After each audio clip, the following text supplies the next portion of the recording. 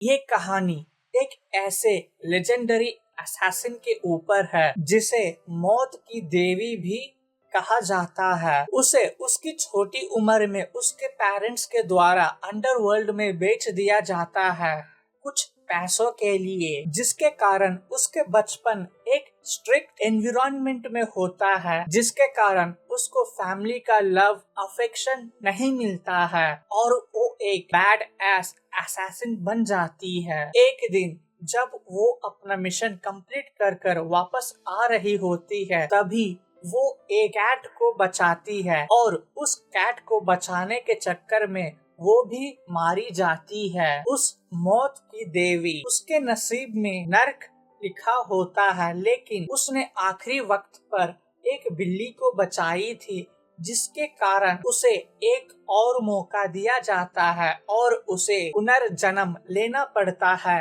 एक royal princess की तौर पर, और उसको इस जन्म में उसके पेरेंट्स को बचाना होगा, साथ ही उसके किंगडम को भी बचाना होगा एनिमी से। अब आगे कहानी के शुरुआत में हम देखते हैं एक जेल को, जिसके अंदर कई सारे लड़कियों को बंदी बनाकर रखा जाता है। इसी बीच वहाँ पर एक बूढ़ा आदमी आता है जो कि उस टेरिटरी का मार्कस होता है। उस आदमी को गाइड करते हुए एक जेलर वहाँ पर आता है और वे कहता है, यूर एक्सेलेंसी, आप फिक्र मत करें, यहाँ पर एक से बढ़कर एक लड़कियां हैं। आगे वो जेलर बताता है, यूर एक्सेलेंसी, आप इन लड़कियों को ले जा सकते हैं, इनके बारे में पूछताछ करने के लिए कोई नहीं है, वैसे भी हम इन्हें जान से ही मारने वाले थे। इसी बीच उस जेल के अंदर बंद पड़े एक लड़की को घसीट कर बाहर निकाला जाता है। तभी मार्कस कहते हैं, नहीं,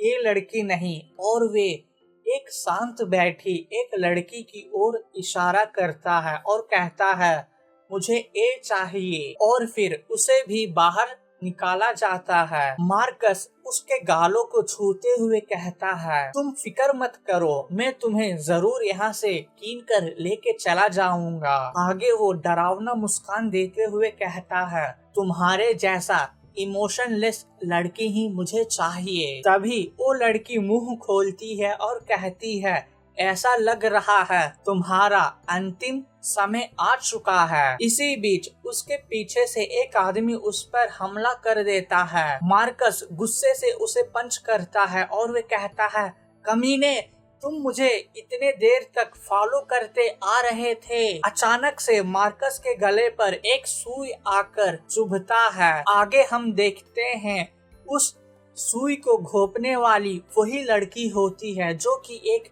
बैडएस लुक दे रही थी, और वे बगल में पड़े एक कपड़े को लेकर ओढ़ लेती है और कहती है, मैं तुम्हारा कॉल बनकर आई थी। इतना कहते ही वो एक चाबी निकालकर उस पिंजड़े के अंदर फेंकती है और वे कहती है, इस जालिम दुनिया में कमजोर को इसी तरह मार दिया जाता है। इतना कहते ही वो वहाँ से जाने लगती है।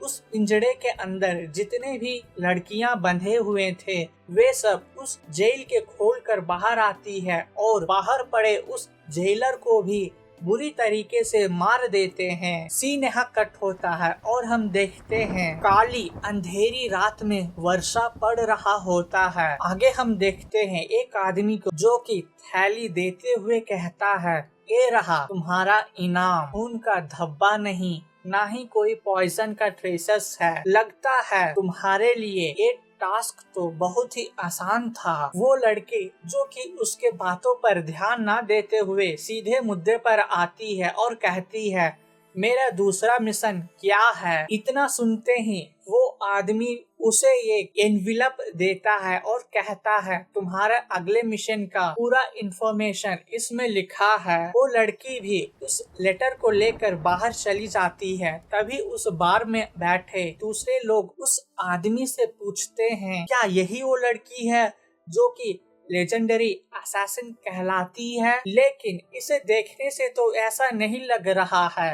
ये तो बहुत ही छोटी लड़की है। वो आदमी कहता है, तुम अपने आँखों को धोखे में मत रखना। ये लड़की एक मॉन्स्टर है जो कि कई दर्जनों लोगों को आसानी से मार सकती है। उसे कोई फर्क नहीं पड़ता है, चाहे वो आदमी हो या औरत, यहाँ तक कि वो छोटे बच्चे को भी कत्ल कर सकती है। वो किसी को भी मार सकती है बिना कुछ ट्रेसेस छोड़े हुए। वो लड़की बहुत ही कोल्ड ब्लडेड है, इसीलिए तो उसे मौत की देवी बोलते हैं। इसी बीच हम देखते हैं उस लड़की को जो कि एक बिल्ली के पास जाती है और उसे बारिश से बचा रही होती है। उस बिल्ली को उस लड़की का रवैया बहुत ही पसंद आ जाता है। इसी बीच वहाँ का फ्लोर टूट जाता है और वे दोनों नीचे गिरकर मर जाते हैं। जैसे ही उस लड़की का आँख खुलता है वो कहती है,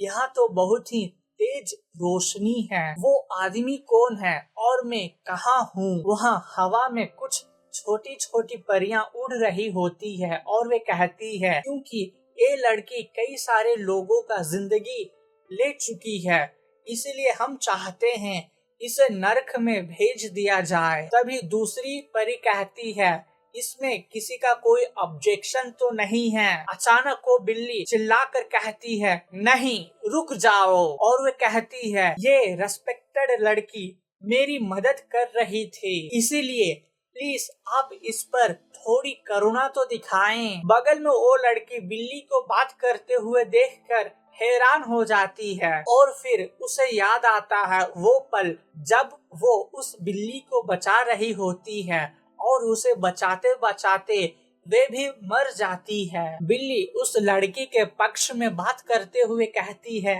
ये एक बहुत ही नेक दिल इंसान है, मैं सही कह रही हूँ, है ना? वो लड़की अपने मुंह को फेर लेती है और कहती है, नहीं ऐसा कुछ नहीं है, मैं बहुत ही बुरी इंसान हूँ। बिल्ली ये सुनकर चौंक जाती है और कहती है, क्या तुम ऐसा क्यों कह रही हो? अगर तुम ऐसा कहोगी तो फिर तुम्हें नरक में डाल दिया जाएगा। वो लड़की कहती है, मुझे इससे कोई परवाह नहीं है, क्योंकि मरने से पहले ही मेरी जिंदगी नरक के समान था। तभी हम देखते हैं गॉड को जो कि कहते हैं, एंजल्स लगता है अब वक्त आ चुका है, हमें हमारा मकसद को इस लड़की को सौंप देना चाहिए, ये उस काम के लिए सही साबित होगी। और वे कहते हैं, तुम्हें परिवार का प्यार का मतलब जल्द ही सीखना होगा। इतना कहते ही सीन शिफ्ट होता है और हम देखते हैं एक चश्मिश लड़के को जो कि कह रहा होता है, लगता है अब ये अपनी आँखों को खोल रही है। इधर हम देखते हैं उस लड़के के हाथ में एक छोटी बच्ची होती है और वे कहती है, मैं अभी कहाँ आ गई? वो लड़का कहता है, अब वक्त आ चुका है तुम्हें खाना खिलाने का, जिसे सुनकर वो छोटी सी लड़की हैरान हो जाती है। इसी बीच वहाँ पर और एक लड़का आ जाता है जो कि अपने हाथों में खिलौना रखे होता है। वह चश्मे पहने हुए लड़का अपने हाथों में दूध की बोतल पकड़े हुए रहता है।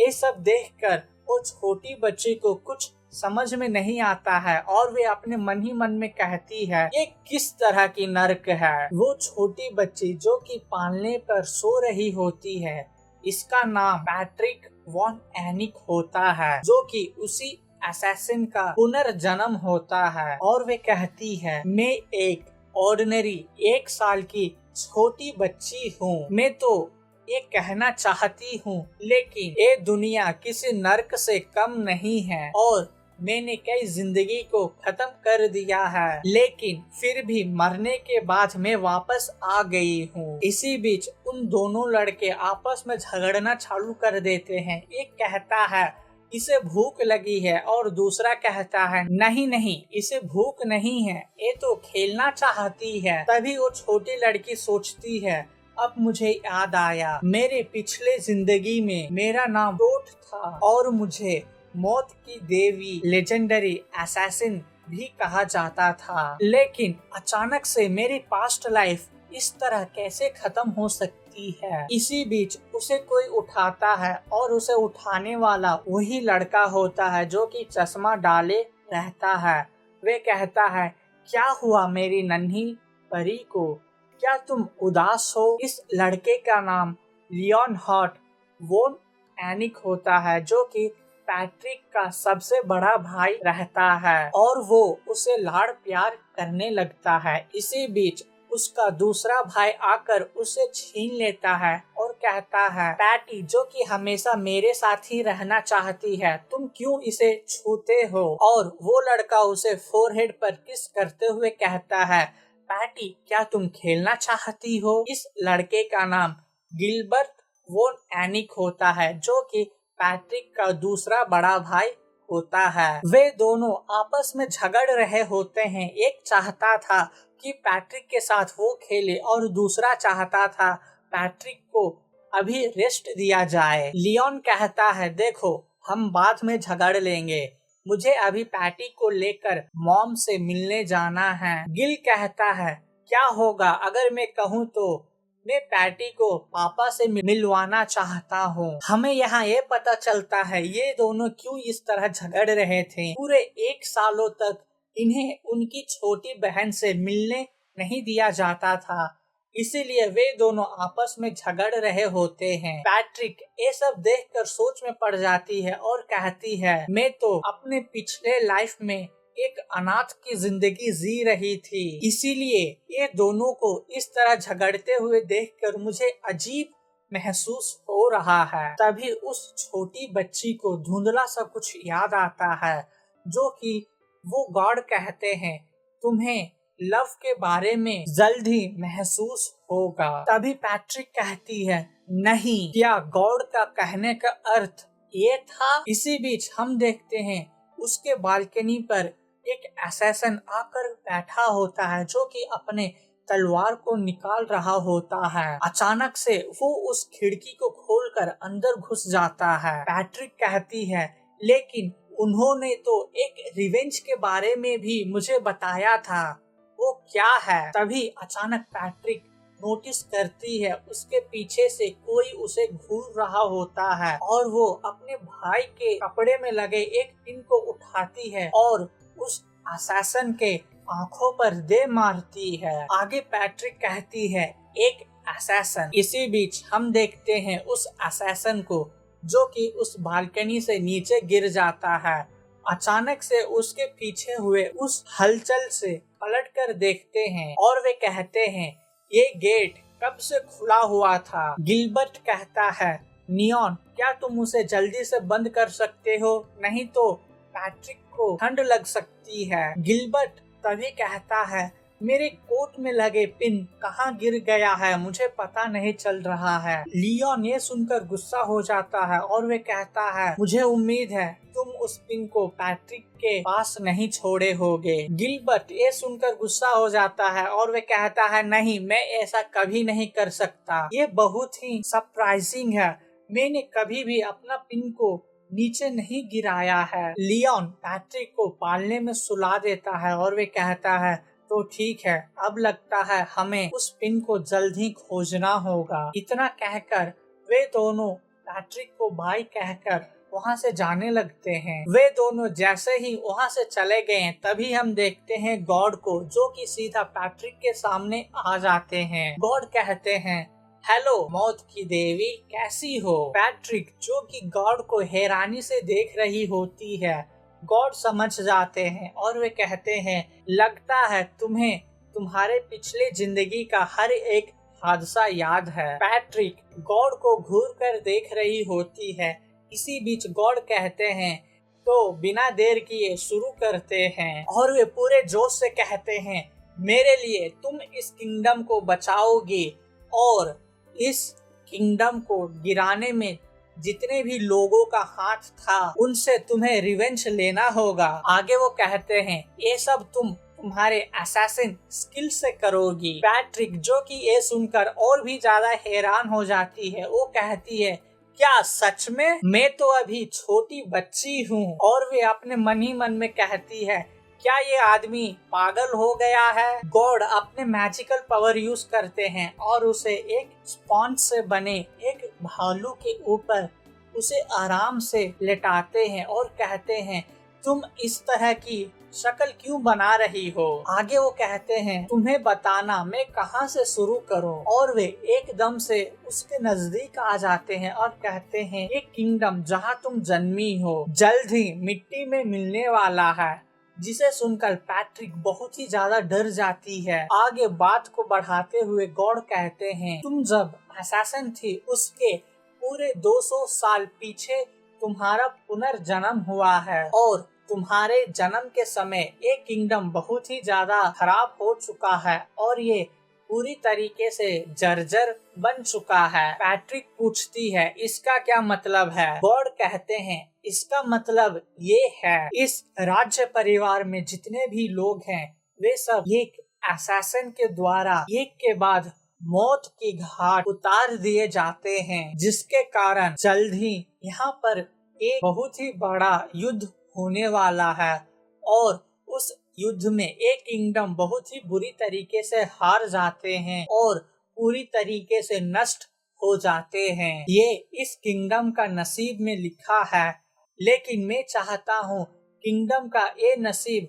चेंज हो जाए, परंतु इसमें एक दिक्कत है, मैं इसे पर्सनली हैंडल नहीं कर सकता। तभी पैट्रिक कहती है, जब आप गॉड होकर इस किंगडम का फेट चेंज नहीं कर सकते तो फिर मैं तो मौत की देवी कहलाती हूँ, मैं कैसे इसका फेट चेंज कर सकती हूँ? ये सुनकर गॉड मुस्कुराते हैं और कहते हैं, हाँ, इसीलिए तो मैंने तुम्हें चुना है, क्योंकि तुम मौत की देवी हो तो ये तुम्हारे हाथों में है, तुम जरूर इस किंगडम का फेट चेंज कर सकती हो। आगे वो कहते हैं, तुम्हें स्ट्रॉन्ग बनना होगा ताकि तुम इस किंगडम को बचा सको और इसमें मजेदार बात ये है, तुम्हें ये सब शुरुआत से शुरू करना होगा और यही मेरे तरफ से तुम्हारा पनिशमेंट होगा, मौत की देवी। पैट्रिक कहती है, लेकिन मैं तो एक ह्यूमन हूँ। गॉड चुटकी बजाते हैं और कहते हैं, अरे हाँ,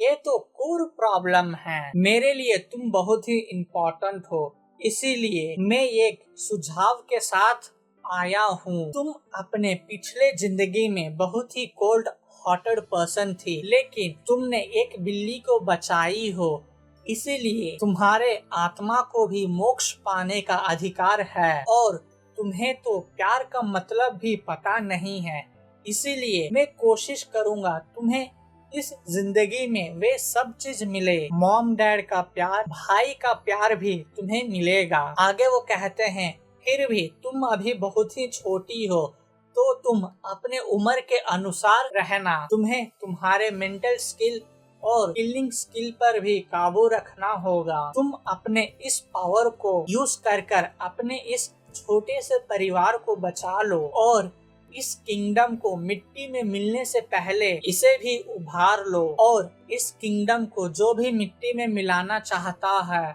उससे तुम रिवेंज लोगी। पैट्रिक ये सब सुनती है और वे कहती है, आप कितने खड़ूस हो, तुम जरा सा भी नहीं बदले हो, जैसे तुम पहले थे वैसे ही अभी भी हो। गॉड कहते हैं, अरे थोड़ा सा तो मुझे इज्जत दो, मैं भी तो एक गॉड हूँ। पैट्रिक फुल एटीट्यूड में थी और वे अपने मुंह को मोड़ लेती है और कहती है, ऐसा कोई कारण नहीं है जिसके चलते मैं आपके बातों को सुनूं। गॉड घबरा जाते हैं और वे कहते हैं, क्योंकि तुम्हें तुम्हारे पिछले जिंदगी का मेमोरी मिल गया है, इसका मतलब ये तो नहीं तुम इस जिंदगी में जितने भी रिश्ते हैं वे सबको तुम भुला दो। क्या तुम्हें दुख नहीं होगा अगर तुम्हारे फैमिली मेंबर से कोई एक मर जाए? तो पैट्रिक कहती है, मुझे सच में इस प्यार का मतलब नहीं समझ में आया। गॉड कहते हैं, तो ठीक है, ऐसा लग रहा है तुम्हारे पास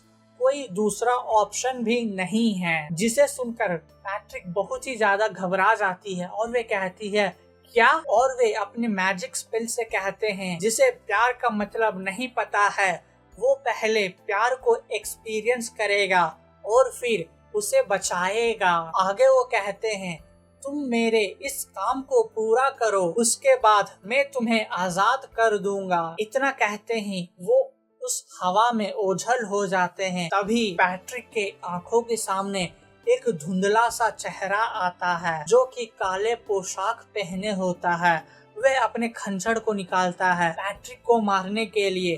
तभी पैट्रिक एक किक मारती है। उसके किक से बचने के लिए वो आदमी अपना कदम को पीछे रखता है। इसी बीच पैट्रिक सीधा उसके कंधे पर आकर बैठ जाती है और उसे जोर से मारती है। उसे मारकर उसी के ऊपर बैठ जाती है और वे अपने मन ही मन में कहती है, लगता है सच में रॉयल फैमिली मेंबर के ऊपर बहुत ही बड़ा आफत आ पहुंचा है और इसका मतलब ये है मेरे जिंदगी पर भी खतरा मंडरा रहा है। यहाँ पैट्रिक गॉड के द्वारा दिए गए इंस्ट्रक्शन के बारे में सोच रही थी। मौत की देवी जो कि अभी पैट्रिक है, वे सुसाइड नहीं कर सकती है, ना ही कोई ऐसा हरकत जिससे उसके जान चली जाए। और दूसरा कंडीशन ये था, वे अपने पास्ट लाइफ के बारे में किसी को कुछ नहीं कहेगी। और तीसरा कंडीशन, वे जो मिशन पर अभी है उस मिशन के बारे में किसी को कुछ नहीं कह सकती। ये सारे इंस्ट्रक्शन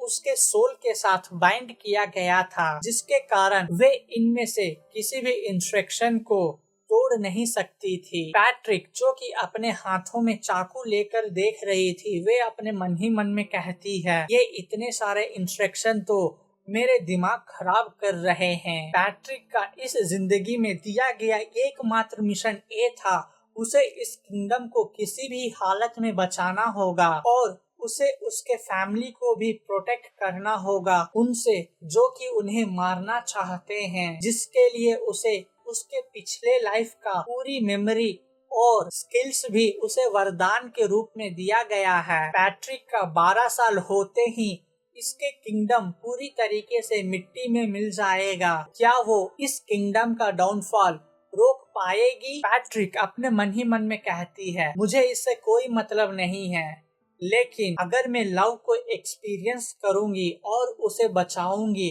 तो क्या मैं सच में फ्री हो जाऊंगी जैसे कि गॉड ने कहा है। पैट्रिक ये सब सोचते सोचते पूरे रेज में आ जाती है और वे कहती है, और मुझे इतना घटिया रिवार्ड क्यों दिया जाता है, इसके लिए तो मैं उसे जान से मार दूंगी। सीन यहाँ शिफ्ट होता है एक काली अंधेरी रात में, जहाँ एक आदमी किसी से डरकर भाग रहा होता है। उसके पीछे हम देखते हैं मौत की देवी टोटो को, जो कि एक खंजर लेकर उसे रगेत रही होती है। अचानक वो एक बिल्डिंग के पास आके रुकती है और वे देखती है उस आदमी को जो कि सीढ़ी से बिल्डिंग के ऊपर चढ़ जाता है और वो उस सीढ़ी को भी वहाँ से हटा देता है। टोटो को लाचार देखकर वे ऊपर से ही हंस रहा होता है और कहता है, तुम मुझे कभी नहीं पकड़ सकती हो। इसी बीच हम देखते हैं टोटो को जो कि अपने स्किल्स को यूज कर सीधा ऊपर पहुंचकर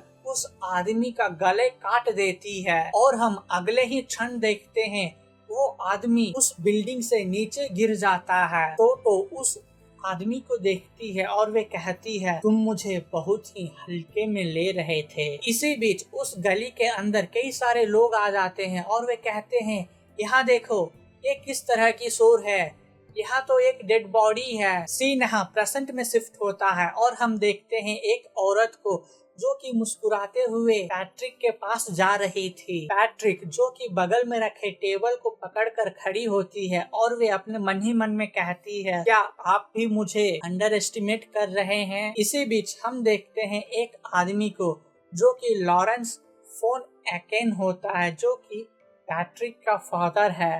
वे कहता है, माय क्वीन, मुझे लगता है पैट्रिक को अब थोड़ा रेस्ट ले लेना चाहिए। संभव है वे अपनी पूरी शक्ति को यूज कर खड़ी हो रही है। वो औरत जो कि पैट्रिक के पास जा रही थी उसका नाम जूलिया वॉन एकेन होता है, जो कि पैट्रिक का मॉम होती है। जूलिया कहती है, योर मेजेस्टी, आप अपने डॉटर को लेकर बहुत ही ज्यादा चिंतित हैं। लॉरेंस गहरी सांस लेते हैं और वे कहते हैं, पैटी आपकी तरह ही बहुत ही खूबसूरत है और मैं नहीं चाहता उसे किसी भी तरह की चोट लगे। इतना कहते ही वे अचानक रेस में हो जाते हैं और वे कहते हैं, और आप उसे देखें, वो कैसे अपने छोटे छोटे नन्हे पैर पर खड़ी है। उसे देखने में ऐसा लग रहा है वो तो एक परी है। वे अचानक खुशी की आंसू रोते हुए कहते हैं, ये तो बहुत ही मिराकल है, भगवान ने जरूर इसे फुर्सत से बनाए हैं। जूलिया भी कहती है, हाँ आप सच कह रहे हैं। पैट्रिक उन दोनों का ये हरकतों को देखकर मन ही मन में कहती है, क्या ये दोनों वाकई ही मेरे पेरेंट्स हैं? इनका बिहेवियर से तो ऐसा नहीं लग रहा कि ये दोनों इस राज्य का किंग और क्वीन है। मेरा बस एक ही गोल है, मुझे किसी भी कीमत पर मेरे पेरेंट्स और मेरे दोनों भाइयों का रक्षा करना होगा। लॉरेंस जूलिया से कहते हैं, क्या ये इतने जल्दी चलना भी सीख गई? पैट्रिक उन दोनों को बात करते हुए अपने मन में सोचती है, मैंने आज से पहले किसी को भी बचाया नहीं है, क्या मैं ये काम सही से कर पाऊंगी? जूलिया मुस्कुराते हुए कहती है, जब पैट्रिक इस तरह से स्ट्रगल कर रही है, इसे देखने में और भी ज्यादा क्यूट है। लॉरेंस गुस्सा हो जाते हैं ये सुनकर और कहते हैं, मुझे ऐसा लग रहा है पैट्रिक को रेस्ट ले लेना चाहिए। पैट्रिक जो कि उन दोनों का इस हरकतों को देख रही थी, वे अपने मन ही मन में कहती है, मैं अब बिना कोई फिक्र किए भी सबके सामने चल सकती हूँ। आगे वो कहती है, ऐसा लगता है वो रेडिकुलस एंटिटी जो कि अपने आप को भगवान कहता है, वो जरूर मेरे बॉडी के साथ कुछ छेड़खानी किया है। मैं अभी जिस हालत में हूँ, मैं तो इससे भी कई गुना ज्यादा ताकतवर थी। आगे वो कहती है, ये बहुत ही मुश्किल है, कैसे मैं इसे समझाऊं, लेकिन मैं अब आसानी से चल फिर सकती हूँ, और तो और मैं इन दोनों बेवकूफों से तो जल्दी से इधर से उधर जा सकती हूँ। पैटी अपने मन में सोचती है, ये बहुत ही दुखद है, मुझे एक छोटी बच्ची की तरह रहना पड़ रहा है। मैं इस तरह की झूठी नौटंकी करते हुए बहुत ही थक गई हूँ। तभी हम देखते हैं लॉरेंस और जूलिया को, जो कि पैटी को अपने बाहों में उठा लेते हैं और कहते हैं, मुझे माफ करना प्रिंसेस, अब वक्त आ चुका है, तुम्हें एक छोटा सा नैप ले लेना चाहिए। इतना कहते हैं उसे पालना में सुला देते हैं। पैटी अपने मन में सोचती है, क्या इसी को लव कहते हैं? आगे वो अपने आंखों को बंद करते हुए धुंधला धुंधला से अपने पेरेंट्स को देखती है और कहती है, ना ही मैं इनके साथ ज्यादा वक्त से थी, ना ही मैं इनके साथ खाना खाती हूँ, तो मैं कैसे इनसे प्यार कर सकती हूँ? सीन यहाँ कट होता है और हम देखते हैं पैट्रिक को, जो कि बालकनी की ओर जा रही थी, और वे अपने मन ही मन में कहती है, क्योंकि मेरे पुराने मेमोरी के अनुसार मैं ये समझ सकती हूँ, ये पूरे कैसल में मैं जिस कमरे में रह रही हूँ वो बहुत ही आसान जगह है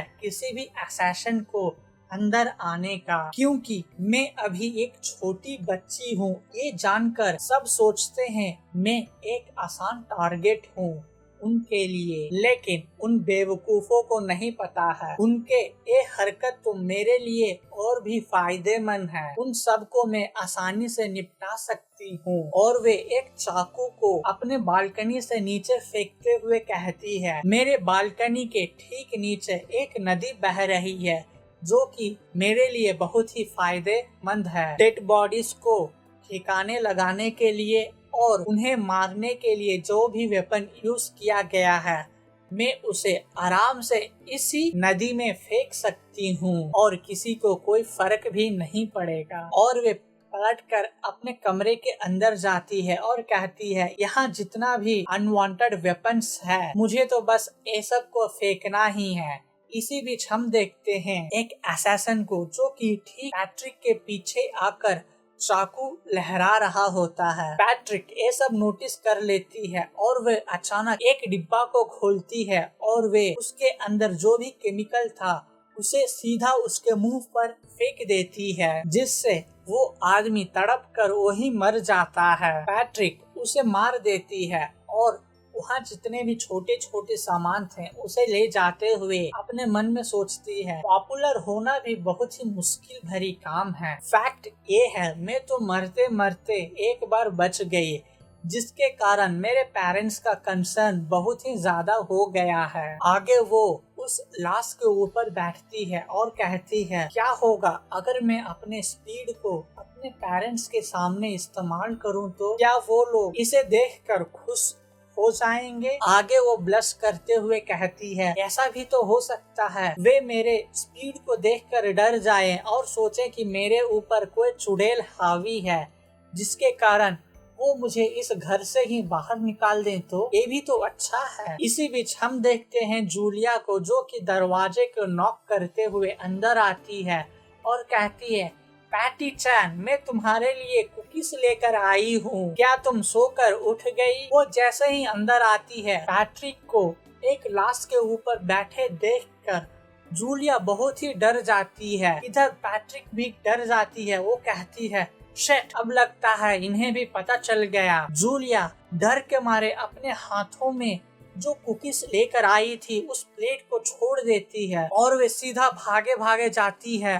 पैट्रिक को अपने गले से लगाकर एक खंजर निकालती है और कहती है, एक छोटी बच्ची जिसे चलना भी नहीं आता है ठीक से, तुम इसे मारने के लिए आ गए हो। पैट्रिक अचानक उसके मॉम को ये रूप देखकर हैरान हो जाती है और कहती है, कहीं ये तो प्यार नहीं है। इधर हम देखते हैं जूलिया को, जो कि अपने हाथों में तो खंजर रखी हुई होती है, लेकिन वो भी बहुत ही डर जाती है। इधर हम देखते हैं पैट्रिक को, जो कि कहती है, ये किस तरह की एहसास है, मुझे नहीं पढ़ना, ना ही मुझे जानना है लव के बारे में। इतना कहते ही वे अपने मॉम की गोद से उतरती है और वहाँ से जाने लगती है। पैट्रिक को बिना लड़खड़ाए इस तरह से आराम से जाते हुए देखकर जूलिया बहुत ही हैरान हो जाती है और वे बहुत ही खुश भी हो जाती है और कहती है, नहीं, ऐसा नहीं हो सकता मेरी बच्ची, तुम तो एक जीनियस हो। उम्मीद है आपको ये मानवा पसंद आया होगा और भी लेटेस्ट मानवा एक्सप्लेनेशन के लिए इस चैनल को सब्सक्राइब कर दें। मिलते हैं अगले चैप्टर में।